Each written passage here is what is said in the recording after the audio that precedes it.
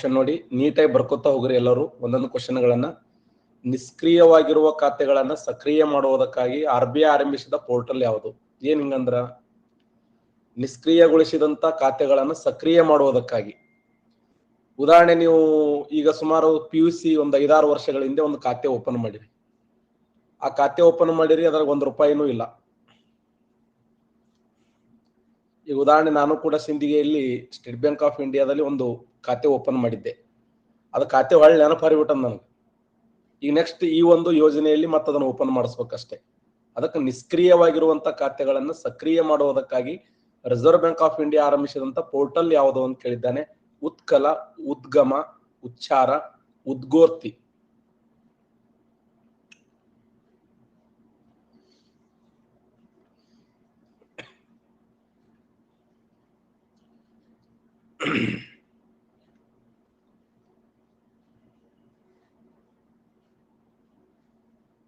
ಅದಂದ್ರ right answer.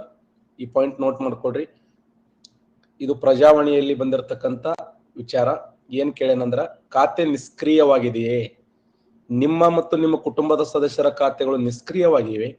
ಹೌದು, ನಂದು ಕೂಡ ನಿಷ್ಕ್ರಿಯವಾಗಿದೆ. ಸಿಂಧಿಗೆಯಲ್ಲಿ ತೆಗೆದಂತ SBI ಬ್ಯಾಂಕಿನಲ್ಲಿ ತೆಗೆದಂತ ಖಾತೆ, ಅದನ್ನು ವಾಪಸ್ ಏನಾಗ್ಯದ ನೋಡಿಲ್ಲ ನಾನು.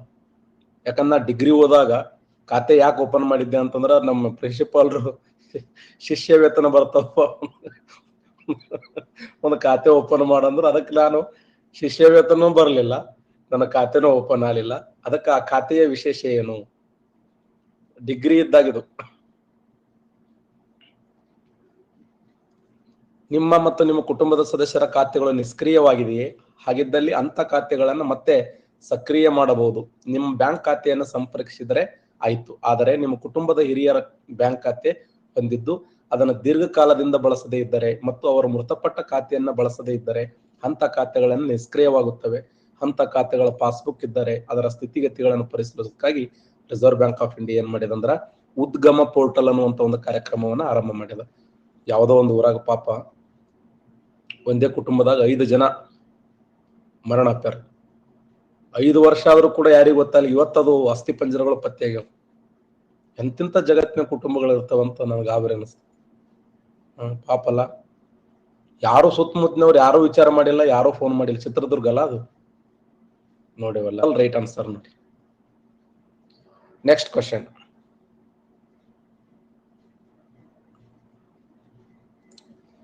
ರಾಜಕೀಯ ಪಕ್ಷಗಳ ಆದಾಯದ ದೊಡ್ಡ ಮೂಲವೆಂದರೆ? ಇವತ್ತು ರಾಜಕೀಯ ಪಕ್ಷಗಳು ಇಷ್ಟೆಲ್ಲ, ಕಾಂಗ್ರೆಸ್ ಆಗ್ಲಿ ಬಿಜೆಪಿ ಆಗ್ಲಿ ಎಲ್ಲ ಪಕ್ಷಗಳು ಏನ್ ಮಾಡ್ತಾವ ಅಂದ್ರ ಆದಾಯ ಸಂಗ್ರಹ ಮಾಡ್ತಾವ. ಎಲ್ಲಿಂದ ಆದಾಯ ಸಂಗ್ರಹ ಮಾಡ್ತಾವ? ದೇಣಿಗೆಯ ಮೂಲಕ, ಕ್ರೌಡ್ ಫಂಡಿಂಗ್ ಮೂಲಕ, ಚುನಾವಣಾ ಫಂಡ್ಗಳ ಮೂಲಕ, ಸದಸ್ಯತ್ವದಿಂದ. ಎಲ್ಲಿಂದ ಹಣ ಸಂಗ್ರಹ ಮಾಡ್ತಾರೆ ಇವರು? ಮಾಡ್ತಾರಂದ್ರ ಚುನಾವಣಾ ಫಂಡ್ಗಳ, ಚುನಾವಣಾ ಬಾಂಡ್ಗಳ ನೋಡಿ. ಈ ಚುನಾವಣಾ ಬಾಂಡ್ಗಳ ಮೂಲಕ ಹಣವನ್ನು ಸಂಗ್ರಹ ಮಾಡ್ತಾರೆ.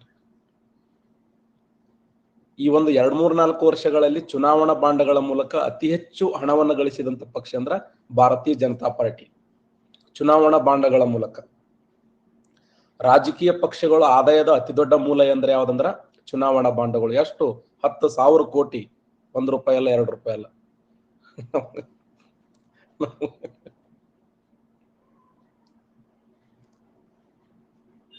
ನೆಕ್ಸ್ಟ್ ನೋಡಿ, ಪಕ್ಷಗಳಿಗೆ ಹಣ ಎಲ್ಲಿಂದ ಬರುತ್ತದೆ? ರಾಜಕೀಯ ಪಕ್ಷಗಳ ಆದಾಯದ ದೊಡ್ಡ ಮೂಲ ಎಂದ್ರೆ ಚುನಾವಣಾ ಬಾಂಡ್ಗಳು. ಕಳೆದ 5 ವರ್ಷಗಳಲ್ಲಿ ಬಿಜೆಪಿ ಚುನಾವಣಾ ಬಾಂಡ್ಗಳಿಗೆ ಅತಿ ಹೆಚ್ಚು ಆದಾಯ ಬಂದಿದೆ. ADR ವರದಿ ಅಂದ್ರೆ ADR ಅನ್ನೋದು ಒಂದು ಸಮೀಕ್ಷೆ. ಆ ADR ವರದಿಯ ಪ್ರಕಾರ 2016 ಮತ್ತು 17ನೇ ಸಾಲಿನಲ್ಲಿ ಮತ್ತು 2021-22ನೇ ಸಾಲಿನಲ್ಲಿ 10,122 ಕೋಟಿ ಹಣ ಸಂಗ್ರಹವಾಗಿದೆ. ಚುನಾವಣಾ ಬಾಂಡ್ಗಳ ಹೊರತಾಗಿಯೂ ಕೂಡ ದೇಣಿಗೆಯ ಮೂಲಕ ಅಮೌಂಟ್ ಬರ್ತದ, ಕ್ರೌಡ್ ಫಂಡಿಂಗ್ ಮೂಲಕ ಬರ್ತದ, ಸದಸ್ಯತ್ವದಿಂದ ಬರುವ ಹಣ ರಾಜಕೀಯ ಪಕ್ಷಗಳಿಗೆ ಆದಾಯ ಪ್ರಮುಖ ಮೂಲವಾಗಿದೆ. ಅಷ್ಟೇ ಅಲ್ಲ, ಕೆಲವು ರಾಜ್ಯಗಳು ಕೇಂದ್ರಕ್ಕೆ ದುಡ್ಡು ಕೊಡ್ತಾವೆ.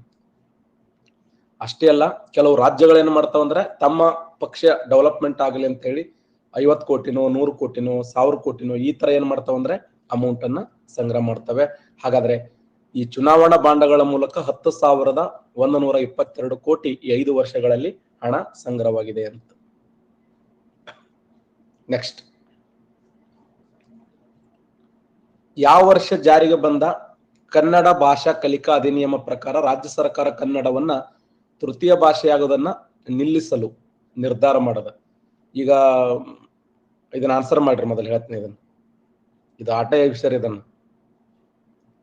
ಅವ್ ಯಾಕಂತ ಪ್ರೈವೇಟ್ ಸ್ಕೂಲ್ ಇದ್ರು ಕನ್ನಡ ಕಲಿಬೇಕು. ಅವರು ಕನ್ನಡ ಕಲಿಯಂಗಿಲ್ಲ ಅಂದ್ರೆ ನಮ್ಮ ರಾಜ್ಯದಲ್ಲಿ ಸ್ಥಾಪನೆ ಮಾಡೋದೇ ಬೇಡ. ಇದು ರೈಟ್ ಆನ್ಸರ್ ನೋಡಿ. 2015 ಸರಿಯಾದಂತ ಉತ್ತರ. 2015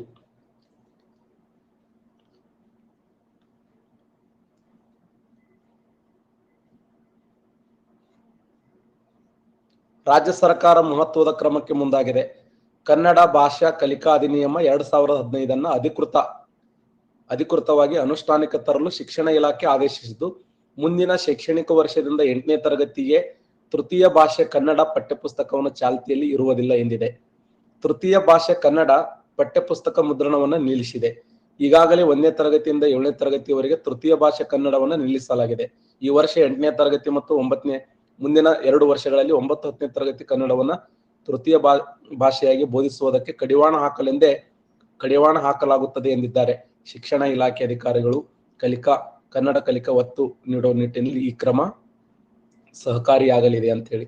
ಅದು ಏನಾಗಿದೆ ಅಂತಂದ್ರೆ, ಈ ಕೆಲವು ಬೇರೆ ಬೇರೆ NCERT ಆಮೇಲೆ CBSE ಸಿಲೆಬಸ್ ಅಲ್ಲಿ ಏನಾಗ್ತಾ ಇದೆ ಅಂದ್ರೆ ಕನ್ನಡಕ್ಕೆ ಅವರು ಮಹತ್ವ ನೀಡ್ತಾ ಇಲ್ಲ. ಅದಕ್ಕೆ ಕಡ್ಡಾಯವಾಗಿ ಏನು ಮಾಡ್ಬೇಕಂದ್ರೆ ಕನ್ನಡಕ್ಕೆ ಹೆಚ್ಚಿನ ಮಹತ್ವವನ್ನು ಕೊಡಬೇಕು. ಇನ್ನು ಮಾತೃಭಾಷೆ ಅಂತ ನಮ್ಮ ಕನ್ನಡ ಮೂಲ, ನಾವು ಕನ್ನಡ ಕಲ್ತೇವು. ನಮ್ದು 1ನೇ ಭಾಷೆ ಯಾವ್ದಿತ್ತು? ಕನ್ನಡ ಇತ್ತು. 2ನೇ ಭಾಷೆ ಇಂಗ್ಲಿಷ್ ಇತ್ತು. 3ನೇ ಭಾಷೆ ಹಿಂದಿ ಇತ್ತು. ಆದ್ರೆ ಅಲ್ಲಿ ಕೂಡ ಏನಾಗ್ತಾ ಇದೆ ಅಂದ್ರೆ 3ನೇ ಭಾಷೆ ಕನ್ನಡ ಆಗಿ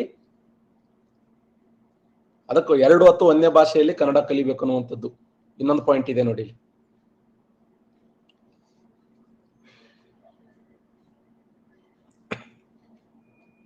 ಪ್ರೌಢ ಶಿಕ್ಷಣದಲ್ಲಿ ಇರಲ್ಲ ಕನ್ನಡ ತೃತೀಯ ಭಾಷೆ. ಪ್ರೌಢ ಶಿಕ್ಷಣದಲ್ಲಿ ಇರಲ್ಲ ಕನ್ನಡ ತೃತೀಯ ಭಾಷೆ. ಕಲಿಕಾ ಅಧಿನಿಯಮ ಏನು ಹೇಳುತ್ತದೆ? ರಾಜ್ಯ ಎಲ್ಲಾ ಶಾಲೆಗಳಲ್ಲಿ 1ರಿಂದ 10ನೇ ತರಗತಿಯವರೆಗೆ ವ್ಯಾಸಂಗ ಮಾಡುತ್ತಿರುವ ವಿದ್ಯಾರ್ಥಿಗಳಿಗೆ 2015-16ನೇ ಸಾಲಿನ ಹಂತವಾಗಿ ಕನ್ನಡವನ್ನು ಒಂದು ಭಾಷೆಯನ್ನ ಕಲಿಸುವುದನ್ನು ಖಚಿತಪಡಿಸಿಕೊಳ್ಳಲು ಕನ್ನಡ ಅಥವಾ ಅಧಿನಿಯಮ 2015 ಜಾರಿಗೊಳಿಸಲಾಗಿದೆ. ಅದೇ ಹೇಳಿದ್ದಲ್ಲಿ ನಿಮಗೆ ಇವೆಲ್ಲ ಅದ ನೋಡಿ. ಇವೆಲ್ಲ ಯಾವ CBSE, ICS ಇವೆಲ್ಲ ಎಕ್ಸಾಮ್ಗಳು. ICSE ಅನ್ನುವಂಥದ್ದು ನನ್ನ ಹೆಸರು ಮೇಲೆ ಸಮಿತಿ ಮಾಡಿ. ರಾಜ್ಯದಲ್ಲಿ ಇದೇ ಮೊದಲು ಬಾರಿಗೆ RNR 15048 ಎಂಬ ತಳಿಯ ಪರಿಚಯಿಸಲಾಗಿದ್ದು, ಇದು ಯಾವ ಬೆಳೆಗೆ ತಳಿಯಾಗಿದೆ? ಸಾಮಾನ್ಯವಾಗಿ ನೀವೆಲ್ಲ ಡಿಸ್ಕಸ್ ಮಾಡ್ತಾರೆ ದಿನ ಭತ್ತದ.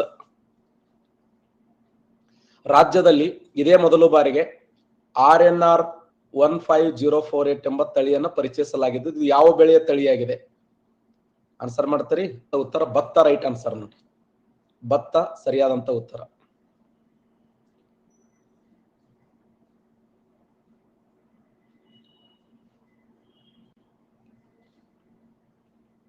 ನೋಡಿ, ತುಮಕೂರು ಬಿಳಿ ಅಕ್ಕಿ ಅನ್ನ ಕಂಡರೆ ಭಯಬೀಳುವ ಮಧುಮೇಹಗಳು.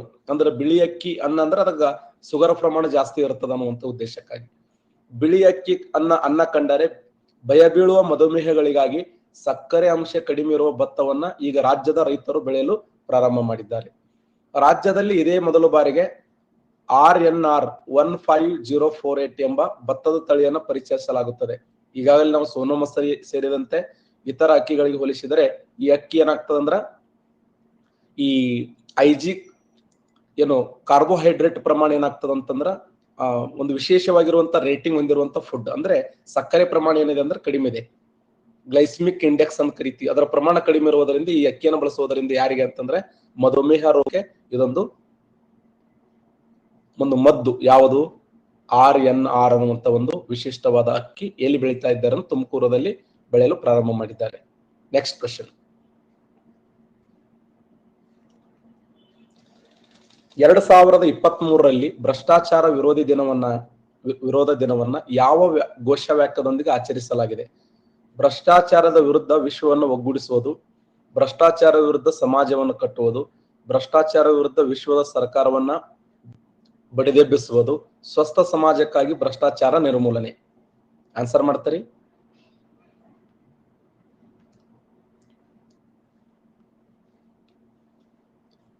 ಸರಿಯಾದಂತ ಉತ್ತರ ಎ ರೈಟ್ ಆನ್ಸರ್ ನೋಡಿ.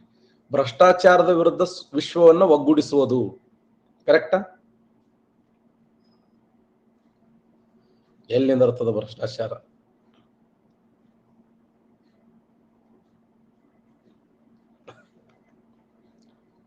ನೋಡಿ, ಭ್ರಷ್ಟಾಚಾರ ವಿರೋಧ ದಿನವನ್ನ ಇತ್ತೀಚೆಗಷ್ಟೇ ಜಾಗತಿಕವಾಗಿ ಆಚರಿಸಿದ್ದೇವೆ. ಈ ವರ್ಷ ಘೋಷವಾಕ್ಯ ಏನಿದೆ ಅಂತಂದ್ರೆ ಡಿಸೆಂಬರ್ 9 ನೋಡಿ, ಡಿಸೆಂಬರ್ 9 ಭ್ರಷ್ಟಾಚಾರದ ವಿರುದ್ಧ ವಿಶ್ವವನ್ನು ಒಗ್ಗೂಡಿಸುವುದು. ಎಲ್ಲಿ ನೋಡಿದ್ರು ಭ್ರಷ್ಟಾಚಾರ. ಭ್ರಷ್ಟಾಚಾರ ಮಾಡಂಗಿಲ್ಲ ಅಂದ್ರೆ ನಮ್ಮ ಮಂದಿ ಹೋಗ್ಯಾರ ಕೊಟ್ಟು ಬರ್ತಾರ, ಹೋಗಿ ತಗೋರಿ ಇದು ಕೆಲಸ ನಮ್ದು ಆಲಿ ಅರ್ಜೆಂಟ್, ತಗೋರಿ ಕೆಲಸ ಆಲಿ. ಆ ಒಂದು ಸಮಾವೇಶದಲ್ಲಿ ಹೇಳಿದ್ದೇನೆಂದ್ರೆ ಅತಿ ಹೆಚ್ಚು ಭ್ರಷ್ಟಾಚಾರ ನಡೆದ ರಾಜಕೀಯದಲ್ಲಿ ಅಂತ ಅಲ್ಲ. ಕಳ್ಳರನ್ನ ಕಂಡಿಡಿಯೋ ಮಷಿನ್ ಬಂದಿರತ್ ನಮ್ ದೇಶಕ್ಕೆ. ಅದು ಆ ಮಷಿನ್ ಏನಂತಿತ್ತಂದ್ರ ನೋಡಿದ ತಕ್ಷಣ ಅವ ಭ್ರಷ್ಟಾಚಾರ ಮಾಡಿದ್ನಂದ್ರ ಕಳ್ಳ ಅಂತಿತ್ತಂತ. ತಂದು ನಮ್ ದೇಶದ ಕೆಂಪು ಕೋಟೆ ಮುಂದಿಟ್ಟಾಗ ಮುಂಜಾನೆ ಇಟ್ಟಾರ, ಸಾಯಂಕಾಲ ಹೋಗಿ ವಿಚಾರ ಮಾಡಕ್ ಹೋಗಿರಿ ಎಷ್ಟು ಮಂದಿನ ಕಳ್ಳರ್ ಕಂಡಿಡಿಯೋ ಮಷಿನ್ ಅಂತ. ಇಲ್ಲ ಸರ್ ಮಷಿನೇ ಕಳ್ಳವಾಗ್ಯದ ಹೋರಿ ಅಂದ್ರ.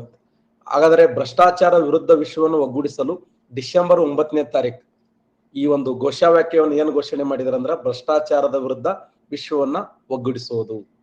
ನೆಕ್ಸ್ಟ್ ಡಿಸೆಂಬರ್ 9 ಭಾರತದಲ್ಲಿರುವ ಕಪ್ಪು ಹುಲಿಗಳು ಸಿಂಬ್ಲಿಪಾಲದಲ್ಲಿ ವಾಸವಾಗಿದ್ದು ಯಾವ ರಾಜ್ಯದಲ್ಲಿದೆ? ಯಪ್ಪ ಆನ್ಸರ್ ಮಾಡ್ತಾರೆ ನೀವೆಲ್ಲ. ಸಿಂಬ್ಲಿಪಾಲ್ ರಾಷ್ಟ್ರೀಯ ಉದ್ಯಾನವನ ಯಾವ ರಾಜ್ಯದಲ್ಲಿದೆ? ದಿನ ಇದನ್ನ ಡಿಸ್ಕಸ್ ಮಾಡ್ತಾ ಇದ್ದೇವೆ, ಆನ್ಸರ್ ಮಾಡ್ಬೇಕೆಲ್ಲರೂ. ಕಪ್ಪು ಹುಲಿಗಳದ ನೋಡಿ, ಭಾರತದಲ್ಲಿರುವ ಕಪ್ಪು ಹುಲಿಗಳು ಸಿಂಬ್ಲಿಪಾಲದಲ್ಲಿ ವಾಸವಾಗಿದ್ದು ಯಾವ ರಾಜ್ಯದಲ್ಲಿದೆ? ಬಿಹಾರ ರಾಜ್ಯದಲ್ಲಿ, ರಾಜಸ್ಥಾನದಲ್ಲಿ, ಒಡಿಸ್ಸಾದಲ್ಲಿ, ಛತ್ತೀಸ್ಗಢ ರಾಜ್ಯ.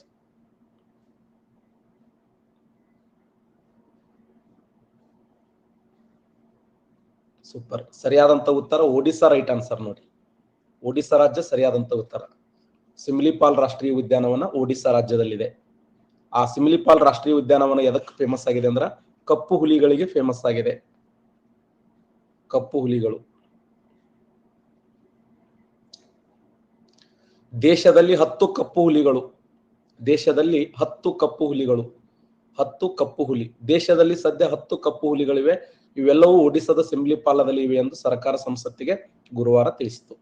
2022ನೇ ದೇಶಾದ್ಯಂತ ನಡೆಸಿದ ಹುಲಿ ಗಣತಿಯ ಪ್ರಕಾರ ಸಿಂಬ್ಲಿಪಾಲ್ ಹುಲಿ ಸಂರಕ್ಷಕ ಪ್ರದೇಶದಲ್ಲಿ ಒಟ್ಟು 16 ಹುಲಿಗಳಿವೆ.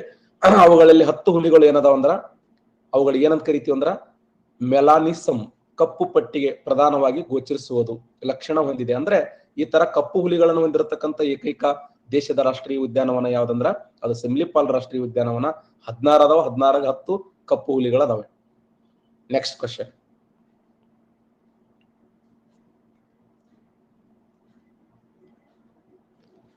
ರಾಷ್ಟ್ರೀಯ ಹೆದ್ದಾರಿಗಳಲ್ಲಿ ಅತಿ ಹೆಚ್ಚು ಅಪಘಾತ ಸಂಭವಿಸುವ ಬ್ಲಾಕ್ ಸ್ಪಾಟ್ಗಳನ್ನು ಹೊಂದಿರುವಂತ ರಾಜ್ಯ ಯಾವುದು?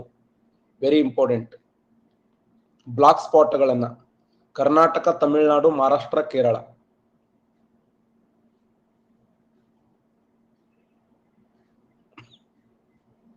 ಸರಿಯಾದಂತ ಉತ್ತರ ತಮಿಳುನಾಡು ರೈಟ್ ಆನ್ಸರ್ ನೋಡಿ. ರಾಷ್ಟ್ರೀಯ ಹೆದ್ದಾರಿಗಳಲ್ಲಿ ಅತಿ ಹೆಚ್ಚು ಅಪಘಾತ ಸಂಭವಿಸುವ ಬ್ಲಾಕ್ ಸ್ಪಾಟ್ಗಳನ್ನು ಹೊಂದಿರುವಂತ ರಾಜ್ಯ ಯಾವ್ದಂದ್ರೆ ತಮಿಳುನಾಡು ಸರಿಯಾದಂತ ಉತ್ತರ. ಬ್ಲಾಕ್ ಸ್ಪಾಟ್ಗಳು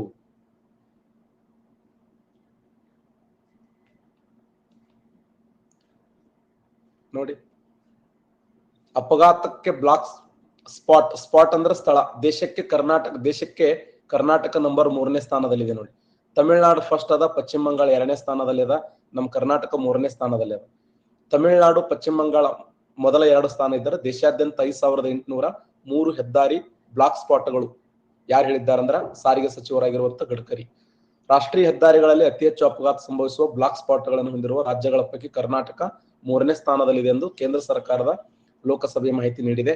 ಈ ಕುರಿತು ಗುರುವಾರ ಲೋಕಸಭೆ ಮಾಹಿತಿ ನೀಡಿರುವ ಕೇಂದ್ರ ರಸ್ತೆ ಸಾರಿಗೆ ಹೆದ್ದಾರಿ ಖಾತೆ ಸಚಿವ ನಿತಿನ್ ಗಡ್ಕರಿ ದೇಶದ ವಿವಿಧ ರಾಜ್ಯಗಳಲ್ಲಿ ಹಾದು ಹೋಗಿರುವ ರಾಷ್ಟ್ರೀಯ ಹೆದ್ದಾರಿಗಳಲ್ಲಿ ಒಟ್ಟು 5803 ಬ್ಲಾಕ್ ಸ್ಪಾಟ್ಗಳನ್ನು ಗುರುತಿಸಲಾಗಿದ್ದು, ಈ ಪೈಕಿ ತಮಿಳುನಾಡು 784, ಪಶ್ಚಿಮ ಬಂಗಾಳ 701. ಪಶ್ಚಿಮ ಬಂಗಾಳ.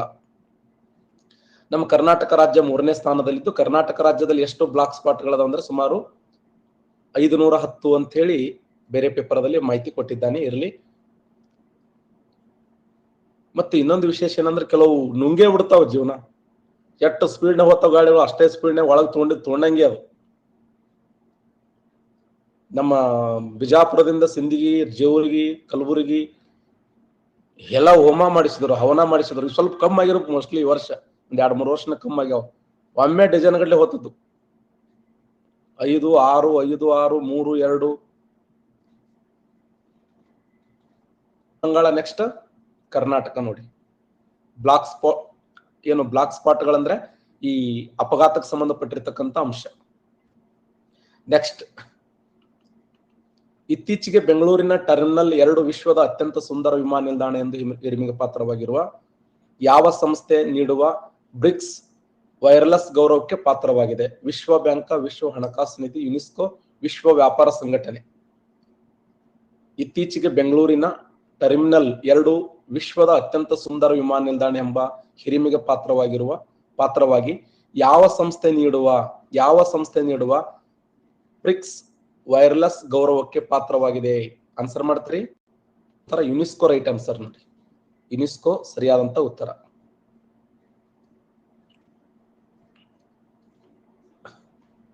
ನೋಡಿ, T20 ವಿಶ್ವದಲ್ಲಿ ಸುಂದರ, ಯುನೆಸ್ಕೋದಿಂದ ಬ್ರಿಕ್ಸ್ ವೈರ್ಲೆಸ್ ಪುರಸ್ಕಾರ ಈ ಪ್ರಶಸ್ತಿ ಗಳಿಸಿದ ದೇಶದ ಮೊದಲ ಏರ್ಪೋರ್ಟ್ ಯಾವುದು? ನಮ್ಮ ಕೆಂಪೇಗೌಡ. ಬೆಂಗಳೂರಿನ ಕೆಂಪೇಗೌಡ ಅಂತಾರಾಷ್ಟ್ರೀಯ ವಿಮಾನ ನಿಲ್ದಾಣದ ಟರ್ಮಿನಲ್ 2 ವಿಶ್ವದ ಅತ್ಯಂತ ಸುಂದರ ವಿಮಾನ ನಿಲ್ದಾಣಗಳಲ್ಲಿ ಒಂದಿವೆ ಎಂದು ಹಿರಿಮೆಗೆ ಪಾತ್ರವಾಗಿದ್ದು, ವಿಶ್ವಸಂಸ್ಥೆಯ ಅಂಗಸಂಸ್ಥೆಯಾಗಿರುವಂತಹ ಯುನೆಸ್ಕೋ ನೀಡುವಂತ ಬ್ರಿಕ್ಸ್ ವೈರ್ಲೆಸ್ ಗೌರವಕ್ಕೆ ಪಾತ್ರವಾಗಿದೆ. ಯಾವುದು? ಕೆಂಪೇಗೌಡ ಅಂತಾರಾಷ್ಟ್ರೀಯ ವಿಮಾನ ನಿಲ್ದಾಣ. ಕೆಂಪೇಗೌಡ ಅಂತಾರಾಷ್ಟ್ರೀಯ ವಿಮಾನ ನಿಲ್ದಾಣ ಘೋಷಣೆಯಾದ ವರ್ಷ? Very good, 1996. ಕೆಂಪೇಗೌಡ ಅಂತಾರಾಷ್ಟ್ರೀಯ ವಿಮಾನ ನಿಲ್ದಾಣ ಎಂದು ನಾಮಕರಣ ಮಾಡಿದ ವರ್ಷ 2013. ಕೆಂಪೇಗೌಡ ಅಂತಾರಾಷ್ಟ್ರೀಯ ವಿಮಾನ ನಿಲ್ದಾಣವನ್ನ ಹಸಿರು ನೆಲಮಾಳಿಗೆ ಅಂತಾರಾಷ್ಟ್ರೀಯ ವಿಮಾನ ನಿಲ್ದಾಣ ಅಂತ ಹೇಳಿ ಓದ್ತೀವಿ. ಪತ್ರಿಕೆ ಹಾಗೂ ನಿಯತಕಾಲಿಕ ನೋಂದಣಿ ಕಾಯ್ದೆ 2023 ಲೋಕಸಭೆ ಅಂಗೀಕಾರ ಮಾಡಿದ್ದು, ಇದು ಈ ಕೆಳಗಿನ ಯಾವ ಕಾಯ್ದೆಗೆ ಬದಲಿಯಾಗಿದೆ ಅಂತಿದೆ?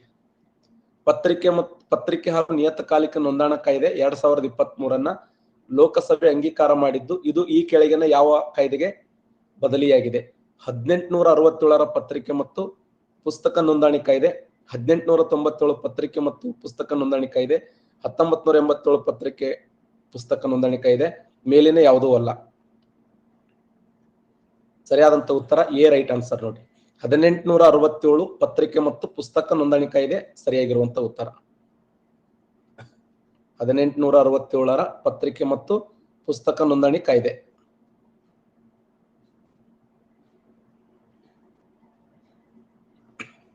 ನೋಡಿ, ಪತ್ರಿಕೆ ನೋಂದಣಿಯ ಸರಳ ಕಾಯ್ದೆಗೆ ಲೋಕಮುದ್ರೆ. ಪತ್ರಿಕೆ ಮತ್ತು ನಿಯತಕಾಲಿಕೆಗಳ ನೋಂದಣಿಗೆ ಸುಲಭಗೊಳಿಸುವ ನೂತನ ಕಾಯ್ದೆ ಗುರುವಾರ ಲೋಕಸಭೆಯಲ್ಲಿ ಅಂಗೀಕಾರ ದೊರೆತಿದೆ. ಪತ್ರಿಕೆ ಹಾಗೂ ನಿಯತಕಾಲಿಕ ನೋಂದಣಿ ಕಾಯ್ದೆ 2023 ಲೋಕಸಭೆಯಲ್ಲಿ ಧ್ವನಿಮತದ ಮೂಲಕ ಅನುಮೋದನೆ ದೊರೆಯಿತು. ಇದು 1867 ಪತ್ರಿಕೆ ಮತ್ತು ಪುಸ್ತಕ ನೋಂದಣಿ ಕಾಯ್ದೆ ಬದಲಿಗೆ ಕಾಯ್ದೆಯಾಗಿದೆ. ಈ ಮೊದಲ ಪತ್ರಿಕೆಗಳ ನೋಂದಣಿ 78 ಹಂತಗಳಲ್ಲಿ ತೆಗೆದುಕೊಂಡಿತ್ತು. ಅಂದ್ರೆ 1867 ಇದ್ದದ್ದು ಮುಂದೆ 2023 ಬಂದವು. ಯಾರನ್ನ ಭಾರತದ ಪತ್ರಿಕೋದ್ಯಮದ ಪಿತಾಮಹ ಅಂತ ಕರೀತಾರೆ? ಅಂದ್ರ ಚಾರ್ಲ್ಸ್ ಮೆಟಾಕಾಫ್ ನೋಡಿ, ಚಾರ್ಲ್ಸ್ ಮೆಟಾಕಾಫ್. ಓಕೆ, ಈತನನ್ನ ಭಾರತದ ಪತ್ರಿಕೋದ್ಯಮಗಳ ಪಿತಾಮಹ ಅಂತ ಹೇಳಿ ಕರೀತಾರೆ, ಚಾರ್ಲ್ಸ್ ಮೆಟಾಕಾಫ್. ನಮ್ಮ ದೇಶದಲ್ಲಿ ಮೊಟ್ಟ ಮೊದಲ ಬಾರಿಗೆ ಸ್ಥಳೀಯ ಪತ್ರಿಕೆಗಳ ನಿಷೇಧ ಮಾಡಿದವರು ಯಾರಂದ್ರ ಲಾರ್ಡ್ ಲಿಟ್ಟನ್ ನೋಡಿ, ಲಾರ್ಡ್ ಲಿಟ್ಟನ್.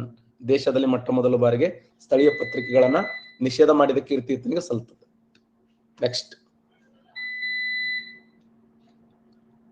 ಚುನಾವಣೆಗೆ ಸ್ಪರ್ಧಿಸುವ ಅಭ್ಯರ್ಥಿಗಳು ತಮ್ಮ ಭಾಷಣದಲ್ಲಿ ವಿಕಲಾಂಗರ ಅವಹೇಳನ ಮಾಡುವ ಪದಗಳನ್ನು ಬಳಸಿದರೆ ಯಾವ ಕಾನೂನಡಿ 5 ವರ್ಷ ಸೆರೆವಾಸ ಅನುಭವಿಸಬೇಕಾಗುತ್ತದೆ ಎಂದು ಭಾರತೀಯ ಚುನಾವಣಾ ಆಯೋಗ ಹೇಳಿಕೆ ನೀಡಿದೆ?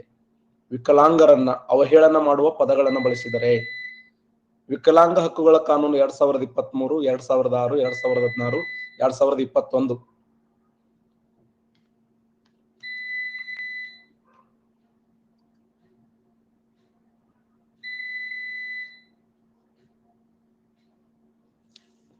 ವಿಕಲಾಂಗ ಹಕ್ಕುಗಳ ಕಾನೂನು 2016 ರೈಟ್ ಆನ್ಸರ್ ನೋಡಿ.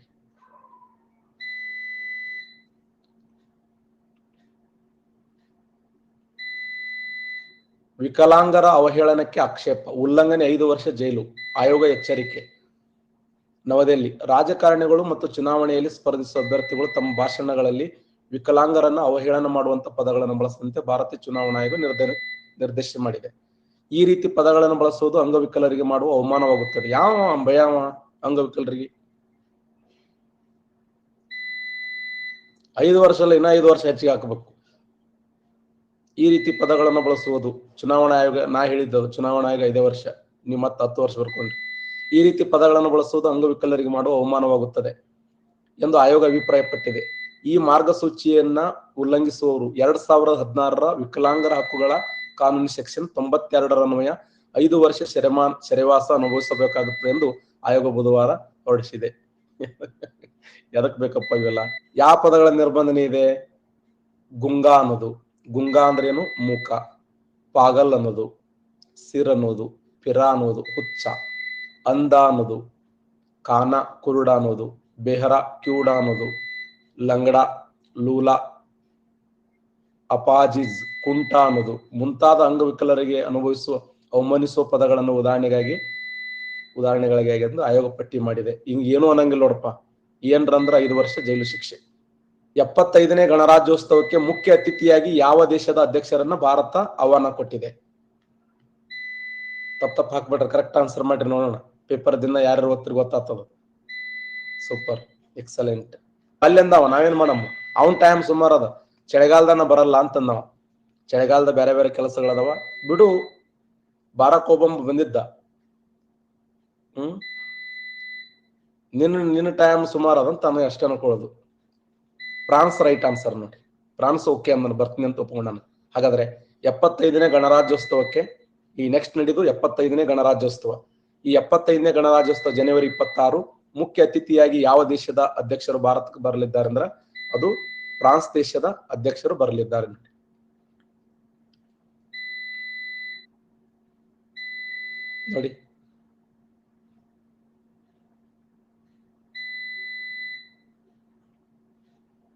ಗಣರಾಜ್ಯೋತ್ಸವಕ್ಕೆ ಫ್ರಾನ್ಸ್ ಅಧ್ಯಕ್ಷರಿಗೆ ಆತಿಥ್ಯ ಗೌರವ.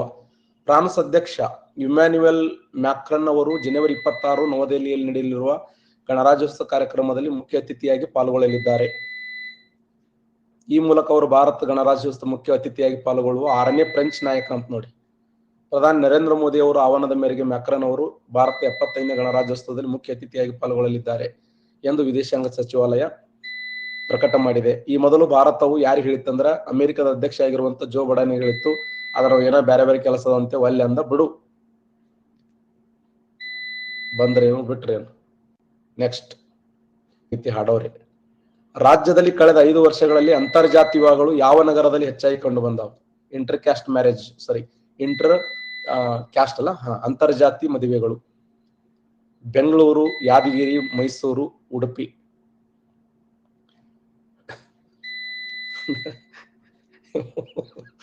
Yadgir, Bengaluru right answer. ಬೆಂಗಳೂರಲ್ಲಿ ಸರಿಯಾದಂತ ಉತ್ತರ. ಇಂಟರ್ ಕ್ಯಾಸ್ಟ್ ಮ್ಯಾರೇಜ್ 5 ವರ್ಷಗಳಲ್ಲಿ ಅಂತರ್ಜಾತಿ ವಿವಾಹ ಸಂಖ್ಯೆ ಹೆಚ್ಚು ಬೆಂಗಳೂರಲ್ಲಿ ಪ್ರಥಮ ಸ್ಥಾನದಲ್ಲಿದ್ರೆ ಯಾದಗಿರಿ ಜಿಲ್ಲೆ ಕೊನೆಯ ಸ್ಥಾನದಲ್ಲಿದೆ. ಅಪ್ಪ, ಫಸ್ಟ್ ಬೆಂಗಳೂರಿದೆ, ಕೊನೆಯ ಸ್ಥಾನದಲ್ಲಿ ಯಾದಗಿರಿ ಇದೆ ನೋಡಿ. ಇಂಟರ್ ಕ್ಯಾಸ್ಟ್ ಮ್ಯಾರೇಜ್ ಬೆಂಗಳೂರು ಪ್ರಥಮ ಸ್ಥಾನದಲ್ಲಿದ್ದರೆ ಯಾದಗಿರಿ ಕೊನೆಯ ಸ್ಥಾನದಲ್ಲಿದೆ. 2ನೇ ಸ್ಥಾನದಲ್ಲಿ ದಕ್ಷಿಣ ಕನ್ನಡ, 3ನೇ ಸ್ಥಾನದಲ್ಲಿ ಉಡುಪಿ ಜಿಲ್ಲೆಗಳಿವೆ. 2022-23ನೇ ಸಾಲಿನಲ್ಲಿ 20,365 ಇಂಟರ್ ಕ್ಯಾಸ್ಟ್ ಮ್ಯಾರೇಜ್ಗಳಾಗಿವೆ. ಬೆಂಗಳೂರು ಒಂದರಲ್ಲಿ 3,226, ಯಾದಗಿರಿ ಒಂದರಲ್ಲಿ 122 ಅಂತರ್ಜಾತಿ ಮದುವೆಗಳಾಗಿದ್ದಾವೆ. ಈಗ ಇನ್ನೊಂದು ವಿಶೇಷ, ಜಾರ್ಖಂಡ್ ರಾಜ್ಯ ಒಂದು ಇದು ಹೇಳಿದ, ವಿಧವೆಯರ ಮದುವೆ ಆದ್ರೆ 2 ಲಕ್ಷ ರೂಪಾಯಿ ಕೊಡ್ತಾರೆ. ಜಾರ್ಖಂಡ್ ರಾಜ್ಯ ಅದು ಘೋಷಣೆ ಆಗಿದೆ. ನಿನ್ನೆ ನಾ ಟೆಲಿಗ್ರಾಮ್ ಚಾನಲ್ ಬಂದಿತ್ತು ನೋಡ್ರಿ, ವಿಧವೆಯರನ್ನ ಮದುವೆ ನೋಡ್ರಿ. ಅದು ವಿಧವೆಯರನ್ನ ಇನ್ನೂ ಇಂಥ ಒಳ್ಳೆ ಒಳ್ಳೆ ಸ್ಕೀಮ್ಗಳು ಜಾರಿಗೆ ತರಬೇಕು. ಅಂಗವಿಕಲರನ್ನ, ಹಿಂದುಳಿದ ವರ್ಗದವರನ್ನ, ಯಾರು ಸಮಾಜದಲ್ಲಿ ದುರ್ಬಲ ವರ್ಗದವರು, ಸಮಾಜದಲ್ಲಿ ಅಸಹಾಯಕರಿರ್ತಾರಲ್ಲ, ಅವ್ರ ಪರವಾಗಿ ಒಳ್ಳೆ ಒಳ್ಳೆ ಕಾನೂನುಗಳ ಜಾರಿಗೆ ತಂದ್ರೆ ಅವುಗಳನ್ನು ಮುಕ್ತ ಮನಸ್ಸಿನಿಂದ ಸ್ವಾಗತ ಮಾಡುತ್ತೇವೆ. Next question. ಅಂತೂ ಪೇಪರ್ ಓದ್ತಿರ ನಂಗೆ ಆಯ್ತು, ಅದೇ ಖುಷಿ ನನಗೆ. ಫೋರ್ಬ್ಸ್ ನ ವಿಶ್ವದ ಅತಿ ಹೆಚ್ಚು ಸಮ್ಮಾನಿತ ಮಹಿಳಾ ಅಥ್ಲೆಟಿಕ್ಗಳ ಪಟ್ಟಿಯಲ್ಲಿ ಅಗ್ರಸ್ಥಾನ ಪಡೆದಿರುವವರು ಯಾರು? ವರ್ಷ ಬಿಡುಗಡೆ ಮಾಡ್ತದ ಫೋರ್ಬ್ಸ್ ಅನ್ನುವಂತ ಒಂದು ವಿಶ್ವ ಪಟ್ಟಿ ಅದು. ಅದರಾಗ ಈಗಾ ಸ್ವಿಕಾಟೆಕ್, ಸೆರೆನಾ ವಿಲಿಯಮ್ಸ್, ವಿನಿಸ್ ವಿಲಿಯಮ್ಸ್, ಎಮ್ಸ್ ರಾಡುಕಾನು. ಆನ್ಸರ್ ಮಾಡ್ತೀರಿ? ಯಾರು ಹೈಯೆಸ್ಟ್ ಪೇಮೆಂಟ್ ತಗೊಂಡ್ರ, ಸಂಭಾವನೆ ಪಡೆದಂತ ಮಹಿಳೆ ಮೊನ್ನೆ? ಇವೆಲ್ಲ 2-3-4 ದಿನದ ಪೇಪರ್ ಅದೇ ಇದು. 2-3-4 ದಿನದ ಪೇಪರ್ ಮಾಹಿತಿನಿ. ಯಾರ್ಯಾರು ಪೇಪರ್ ಓದ್ತೀರ ಅಂತೇಳಿ ನಿಮಗೆ ಕೇಳೋ ಸಲ ಕ್ವಶನ್ ತೆಗೆದ ನೀವು. ಸರಿಯಾದಂತ ಉತ್ತರ ಈಗ ಸ್ವಿಕಾಟೆಕ್ ರೈಟ್ ಆನ್ಸರ್.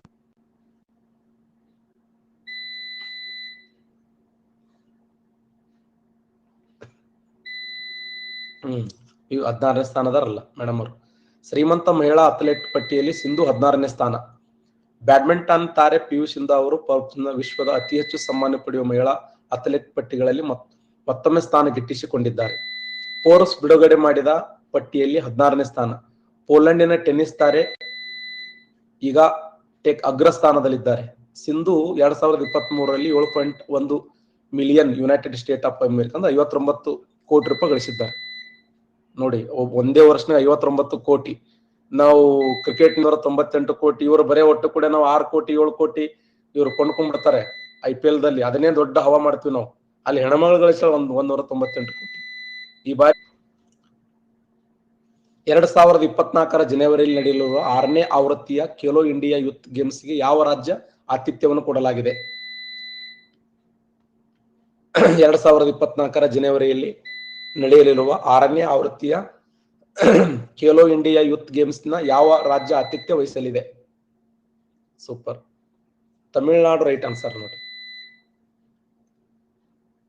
ತಮಿಳುನಾಡು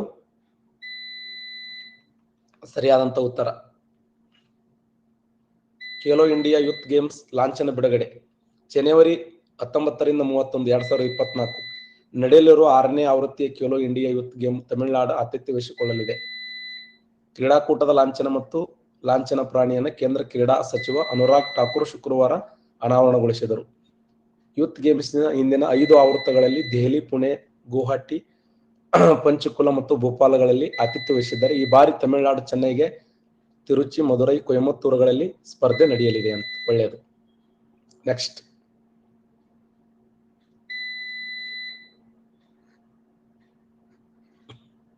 ಗ್ರಾಹಕ ರಕ್ಷಣಾ ಕಾಯ್ದೆ ರಾಷ್ಟ್ರಪತಿಯವರು ಯಾವಾಗ ಅಂಕಿತ ಹಾಕಿದರು? ಗ್ರಾಹಕ ರಕ್ಷಣಾ ಕಾಯ್ದೆ ಜಾರಿಗೆ ಬಂದ ವರ್ಷ ಯಾವುದು ಅಂತ ಮೀನಿಂಗ್ ವರ್ಷ ಗೊತ್ತಾಗ್ಬಿಟ್ರೆ ಸಾಕು, ಆನ್ಸರ್ ಮಾಡಬಹುದು ನೀವು. ಗ್ರಾಹಕ ರಕ್ಷಣಾ ಕಾಯ್ದೆ ಸೂಪರ್. ಡಿಸೆಂಬರ್ 24, 1986 ರೈಟ್ ಆನ್ಸರ್ ನೋಡಿ. ಗ್ರಾಹಕ ರಕ್ಷಣಾ ಕಾಯ್ದೆ ಜಾರಿಗೆ ಬಂದಿದ್ದು 1986. ಬಹಳ ಸಾರಿ ಎಕ್ಸಾಮ್ ಕೇಳಿದಾನೆ. ಗ್ರಾಹಕ ರಕ್ಷಣಾ ಕಾಯ್ದೆ 1986 ಸರಿಯಾದಂತ ಉತ್ತರ. ರಾಷ್ಟ್ರೀಯ ಗ್ರಾಹಕ ಹಕ್ಕುಗಳ ಕಾಯ್ದೆ ಗ್ರಾಹಕ ರಕ್ಷಣಾ ಕಾಯ್ದೆ ರಾಷ್ಟ್ರಪತಿ ಡಿಸೆಂಬರ್ 24, 1986 ಅಂಕಿತ ಹಾಕಿದರು. ಇದರ ಸ್ಮರಣಾರ್ಥ ಡಿಸೆಂಬರ್ 24ರಂದು ರಾಷ್ಟ್ರೀಯ ಗ್ರಾಹಕ ಹಕ್ಕುಗಳ ದಿನವನ್ನಾಗಿ ಆಚರಿಸಿಕೊಂಡು ಬರಲಾಗುತ್ತಿದೆ. ಗ್ರಾಹಕರು ತಮ್ಮ ಹಕ್ಕುಗಳನ್ನು ಅರಿತುಕೊಳ್ಳಬೇಕು ಎನ್ನುವ ಜಾಗೃತಿ ಮೂಡಿಸುವುದು ಈ ದಿನದ ಉದ್ದೇಶವಾಗಿದೆ. ಡಿಸೆಂಬರ್ 24, 1986.